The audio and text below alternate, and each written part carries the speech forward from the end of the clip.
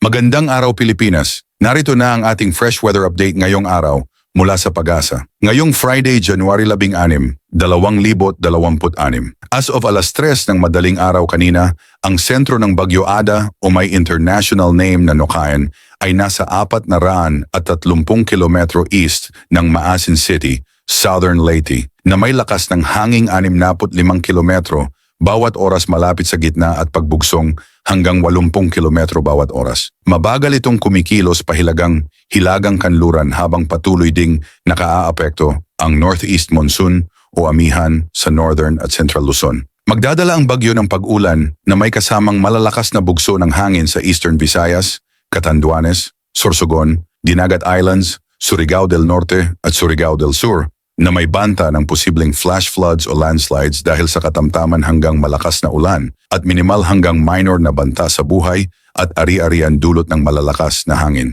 Maulap na kalangitan na may kalat-kalat na pag-ulan at thunderstorms naman ang mararanasan sa Northern Mindanao na lalabing bahagi ng Visayas, Bicol Region, Caraga at Zamboanga del Norte na maaari ring magdulot ng biglaang pagbaha o pagguho ng lupa. Samantala, maulap na may mahihinang pag-ulan sa Cordillera Administrative Region, Cagayan Valley at Aurora dahil sa amihan, habang bahagyang maulap hanggang maulap na may isolated light rain sa Metro Manila, Ilocos Region, Calabarzon at Central Luzon. Sa nalalabing bahagi ng bansa, posible ang panakanakang pag-ulan at thunderstorms dulot ng localized thunderstorms. Sa kondisyon ng hangin at karagatan, magiging katamtaman hanggang malakas ang hangin sa silangang bahagi ng Southern Luzon, Visayas at Mindanao, mula northeast hanggang northwest na magdudulot ng katamtaman hanggang maalon na dagat na may taas na 2.5 hanggang 4.0 na metro. Sa Northern Luzon, katamtaman hanggang malakas din ang hanging amihan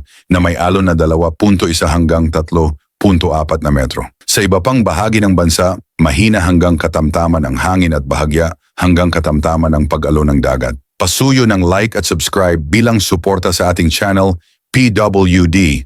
Ang ulat panahon na hindi ka iiwan, rain or shine. Ingat Pilipinas!